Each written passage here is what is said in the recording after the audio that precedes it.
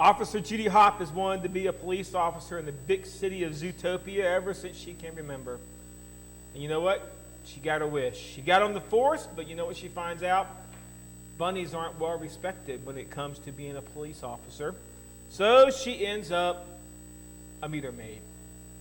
But she gets her chance to be a real cop when residents of the city begin to disappear. However, Judy Hopps has a lot to learn. Enter her teacher, Nick Wilde, the fox. Now, he's not a willing participant in Judy's adventure. As a matter of fact, when he first meets her, he cons her in a popsicle scheme. But Judy's a very fast learner. She's no dumb bunny. And she learns, you know what? To outsmart a fox, you have to learn to think like a fox. And so we have been looking at this little sermon series about the person Jacob.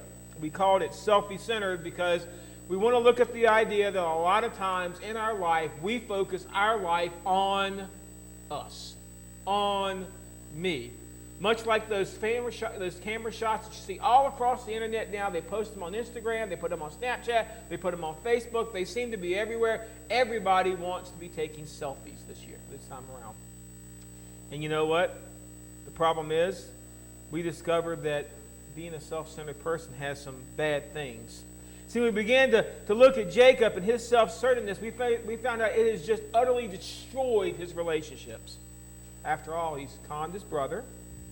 He lied to his dad.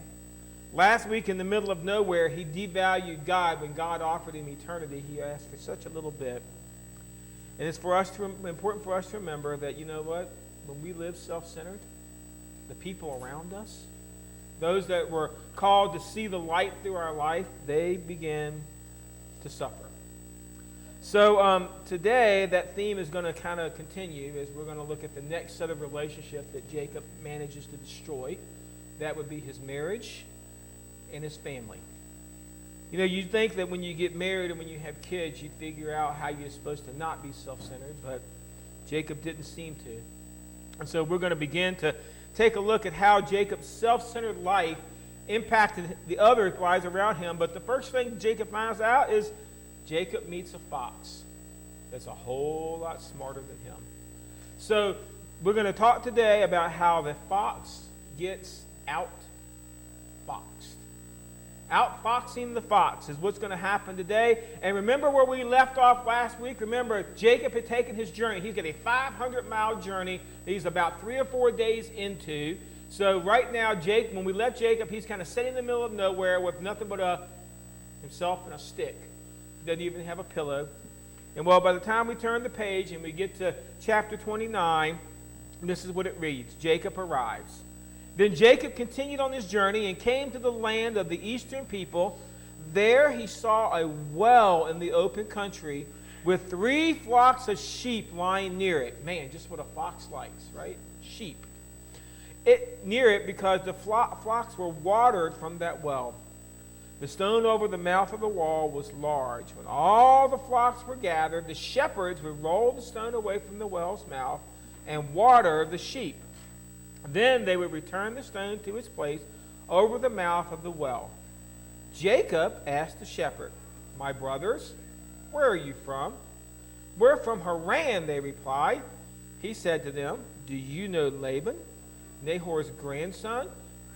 "Yes, we know him," they answered. Then Jacob asked them, "Is he well?" "Yes, he is," they said.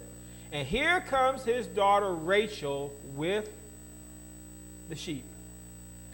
So Jacob arrives and he gets there and he gets to, I guess this is like the water cooler, right?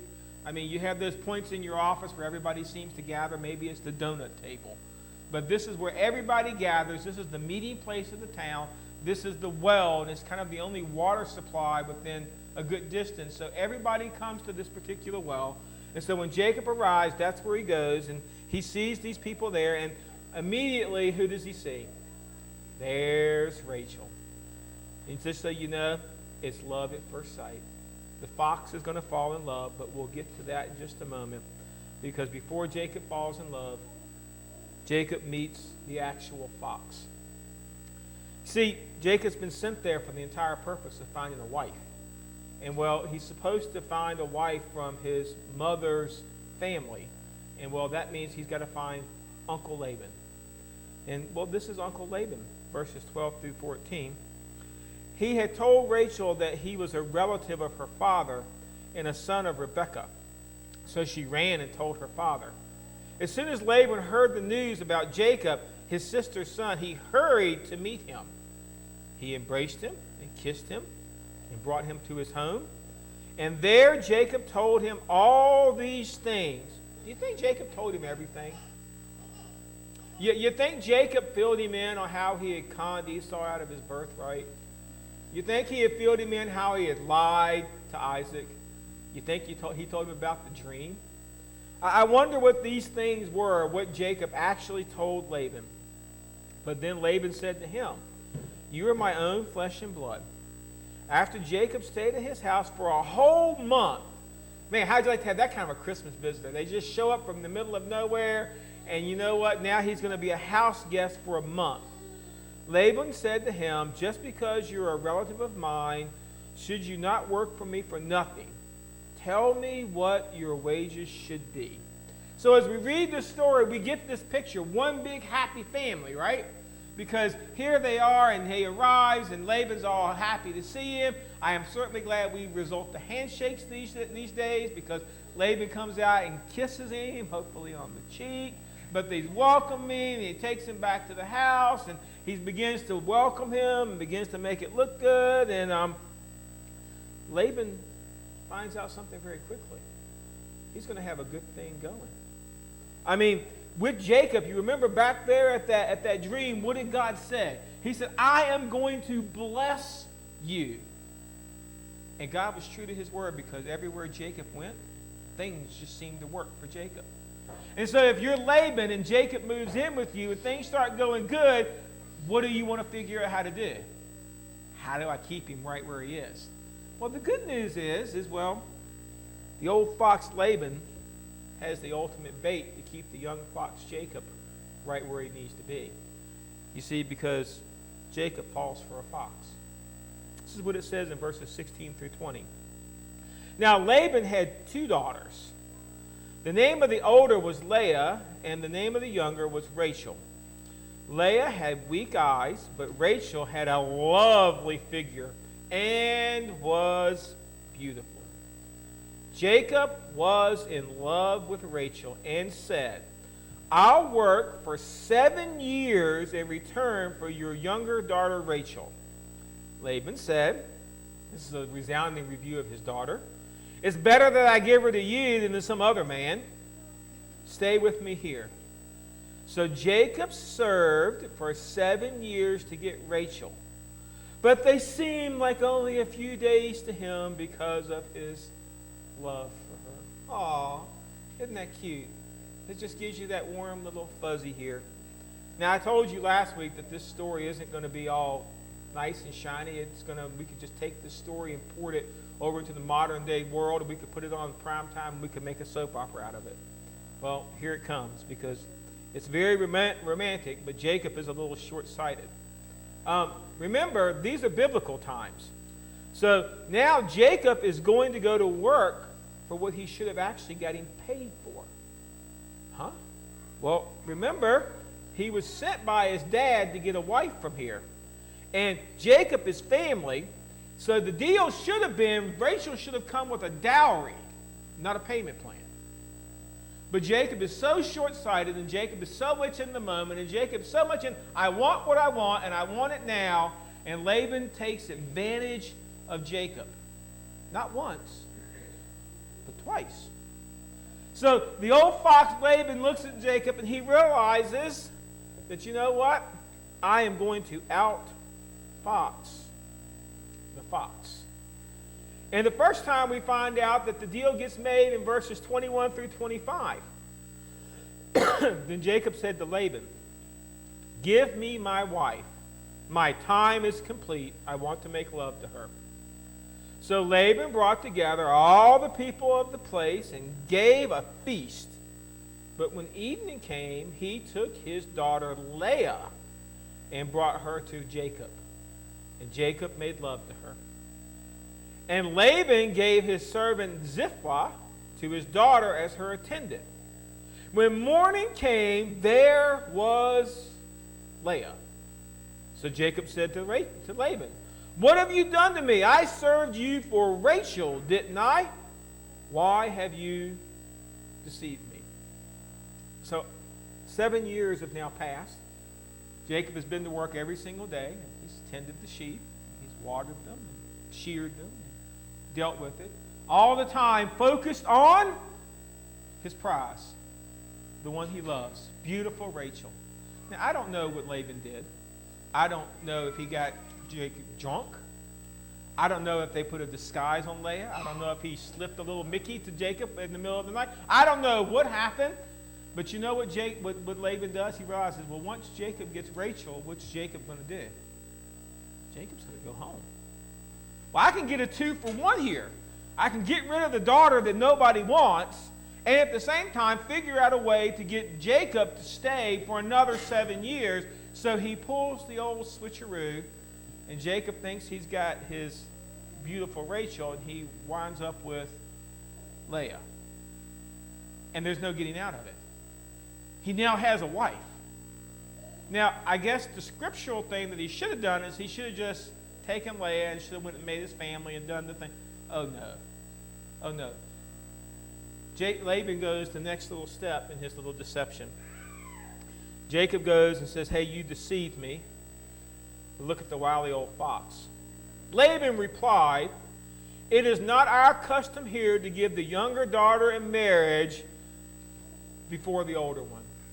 Yeah, Jacob, I wanted to honor the deal that I gave you, but you know what? We had this rule, we had this law, we had this tradition that, you know what? The older daughter has to get married before the young. It's not my fault. I had to deceive you, but if you want Rachel, we had to get Leah out the way. How do you think this made Leah feel?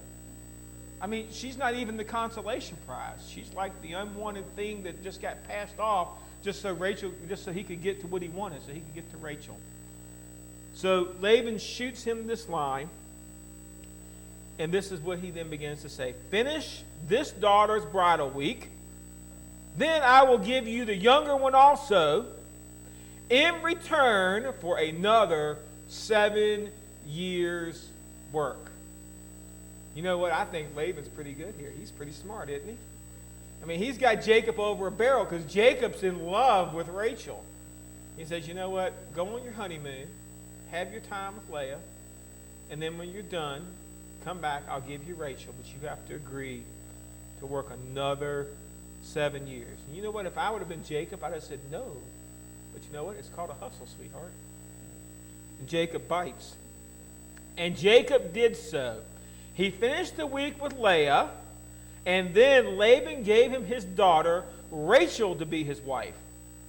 Laban gave his servant Bilhah, by the way, the servants' names aren't unimportant. Keep them in your head here, to his daughter Rachel as her attendant. So now Jacob has his lovely Rachel, but what else does he have?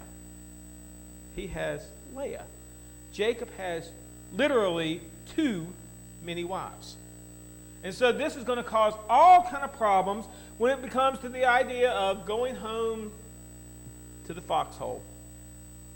See, because this is how their family relation starts. Jacob made love to Rachel also, and his love for Rachel was greater than his love for Leah. And he worked for Laban another 7 years. So now we have a problem, because Jacob's got 2 wives, but he loves one more than the other. Now, I called it at home in the foxhole because a foxhole has 2 different definitions to it. It's a den or a burrow of a fox, so it's where foxes live. But it's also a hole in the ground used by troops as a shelter against enemy fire or as a firing point. Just so you know, this is what Jacob got. This is what Jacob got. Yeah, he got a home, he got a foxhole, he got a den, but he also got a war zone on his hand. You see, because now all these things are going to start to happen to Jacob. All of this stuff is going to start unraveling because the fox has indeed been outfoxed.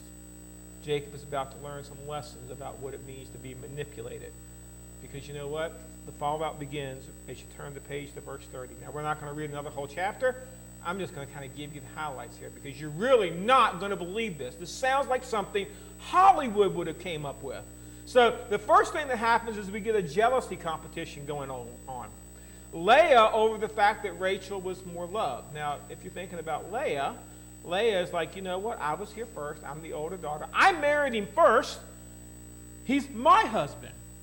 Well, Rachel's like, well, you know what? He was tricked into marrying you. He really loved me. He loves me more. And so there's this competition going on. But then Leah gets the ultimate leveling point because guess what?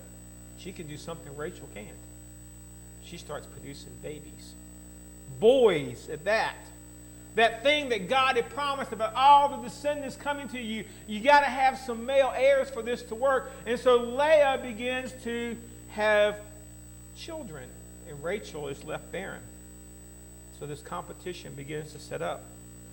Of course, old Rachel has a solution for this competition. It's called adultery.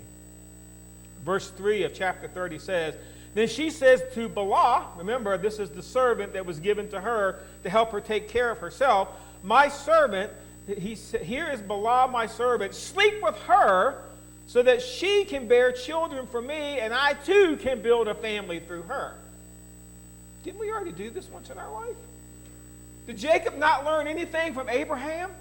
Did Jacob not learn anything from Hagar? Did he not learn anything from Ishmael? This idea that now Rachel said, well, I can't have kids, and I can't let my sister undo this, so what I'm going to do is I'm going to take my slave, and I'm basically going to give her to my husband to sleep with her so that he can produce children that way. That fixes the problem. Of course, Leah's not going to be outdone because now this isn't fair, right? It's 2 against 1. So in verses 9 through 10, when Leah saw that she stopped having children, she took her servant, Zilpah, and gave her to Jacob as a wife. Leah's servant Zilpah bore Jacob a son. Then Leah said, what good fortune, so she named him Gad. So now how many wives has Jacob got? Now he's got 4. Is he crazy? I mean, he's got 4 wives and he's got numerous kids. And Jacob is sitting here in this madhouse, and Jacob doesn't see what's happening. His family is becoming dysfunctional. How dysfunctional? Well, let's take a look at Genesis chapter 30, verses 14 through 16. And I'll explain this afterwards if you don't get it. During the wheat harvest, Reuben, now Reuben was one of Leah's sons, went out into the fields and found some mandrake plants. So basically, these are greens, okay? Found some mandrake plants, which he brought to his mother Leah, Rachel, and said, please give me, and he brought to his mother Rachel said to Leah, please give me some of your son's mandrakes. But she said to her, wasn't it enough that you took my husband away? Will you take my son's mandrakes too? Very well, Rachel said. He can sleep with you tonight in return for some of your son's mandrakes. Isn't that kind of fitting? Jacob stole a birthright for a bowl of beans, and now he's being traded for a bucket of salad. It's incredible, right? I mean, they're actually sitting here fighting over not who gets to sleep with Jacob, but what will you give me so I don't have to sleep with Jacob? I mean, he's being passed from one to the other, and around he goes, and he's got no relationship with anything. So when Jacob came home from the fields that evening, Leah went out to meet him. You must sleep with me tonight, she said. Here's the funny part. I have hired you with my son's mandrakes. So he slept with her that night. Can you not see the humor in Jacob's situation here? Jacob had worked so hard to get himself ahead in the world. Jacob had worked so hard to have all of this stuff. And now he's not even worth a bucket of salad greens that somebody pulled out of a field. I mean, oh my gosh. Has the fox been outfoxed? Absolutely. See, Jacob spent his entire life being so self-centered that all it did was produce more self-centeredness. Jacob spent his entire life taking advantage of people, and now God teaching him the lesson because guess what? Now he's the one being taken advantage of. And he's getting it from all sides. He's got 4 wives, lots of kids, and he's got a family that, well, you know what? We haven't even gotten to the best part yet. And when I say the best part, the most dysfunctional part. See, the fallout continued. It included rape, murder, abuse, favoritism. One of his sons got sold into slavery by his brothers. And then after they sold him into slavery, they turned back around and lied to Dad and said that he got killed by a wild animal. And then you know what? It just keeps going and going and going and going. And Jacob is just trapped. Jacob is just caught. And I look at this story and I think, where did he go wrong? I mean, after all, he was just a few chapters ago, he was there at Haran. And he was there in Bethel, and he was there with God, and God said, you know what? I'm going to bless you. This doesn't sound like a blessing. This sounds like a curse. But you do understand, just like the rainy days in our life, if you want to find out who God is eventually, you've got to take your eyes off of yourself. When Jacob arrived in Haran, if he had taken the godly path to what he was doing, then you know what? He would have never found himself in this mess. He probably would have ended up with Rachel. He probably would have been heading home. Things would have been all going well. But you know what? When I'm constantly looking at myself, I want you to see something here. God says, okay, I'll let you do it. I'll let you go ahead and make your life like you want it. You can build your house however you want it. You can have as many wives as you want, Jacob. You'll have kids just like I promised. I'll keep my end of the deal. But you have to understand what's going to happen with your life. You see, Jacob learned the hard way. A selfie-centered life produces selfie-centered lives. Do you think that's true? You know, I was a youth minister for many years, and the song has not changed. I mean, even though it's been a few generations since I've done this with teenagers, I understand I used to hear it all the time. Well, those kids of today, they just don't get it. Our generation would never do that. My generation did this. And you know what the reality is? If you begin to peel back the layers, one generation is not different from the other. One generation is built on the previous generation. You see, what we're watching in our society today is the seeds that we've sown in the past coming to roost. You want to know why we have such sexual sins in our society? Go back and look at the generation in front of us and the one in front of that. Sure, it was something that I would never do that, but as time began to go, we gradually began to walk down this path. And God allowed us to do it. And you know what? The next generation is going to say the same thing. When the kids get older, we're going to say, we can't believe what they're doing. And you know what? The thing is, just look. You think Jacob ever had that moment when he sat there and looked at his family, and their family is dealing with all of the stuff that's going on, the rapes, the murders, the selling? You ever, Jacob, have used that phrase, well, what did I ever do to deserve this? You see, this is the big moment that Jacob has to learn. Jacob has to learn, if I want to produce a generation focused on God, step one is not giving them a bunch of rules and regulations and telling them how good things used to be. Step one is I have to start living for God. It is the number one rule that they teach you when you're dealing with teenagers or with kids. Kids are not looking for somebody to be like them. They are looking for somebody they can be like. They are looking for a role model, an example, somebody they can pattern their life out of. And if we don't give it to them, you know what? They will find it. They will find their role models. They will find their examples. And it may not be the ones that we want. And then we're going to look at our generation and we're going to say, what happened? How did we end up here? You see, it's time that we get a little focus in our life. Now, this is hard. Because you know what? I'm a selfie-centered kind of guy. I like things the way I like them. I get frustrated if things aren't like how I want them to work. It irritates me when things don't work. We went out and we ordered a new Christmas tree this year, and it came in, and I went to put it together, and guess what? They sent the wrong base. So I'm sitting here trying to put this tree together, and it doesn't fit in the base they sent me. Oh my gosh, my face turned red. I got irritated. I want to take the whole thing and dump it out in the trash. We decided to box it up and send it back so I could get my money back. But you know what? I like things to work my way. But you know what? I also have to realize that my way isn't God's way. The way that I want things to work isn't necessarily the way God needs things to work. Jacob didn't need 4 wives to fulfill God's promise. He really only needed one.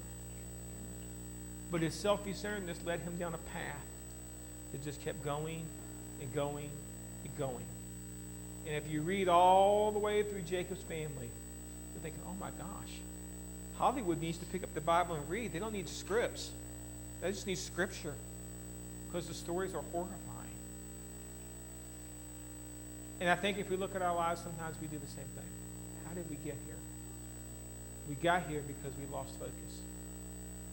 We get to where we are in our lives because we've turned the camera toward ourselves and we've said, look at me. Make me comfortable. Make me happy. Make me satisfied. And God is saying, you know what? Let's take the camera off of ourselves. Let's take a look at the camera and let's turn it toward God. And as we turn it toward God, we're going to see other people in that process.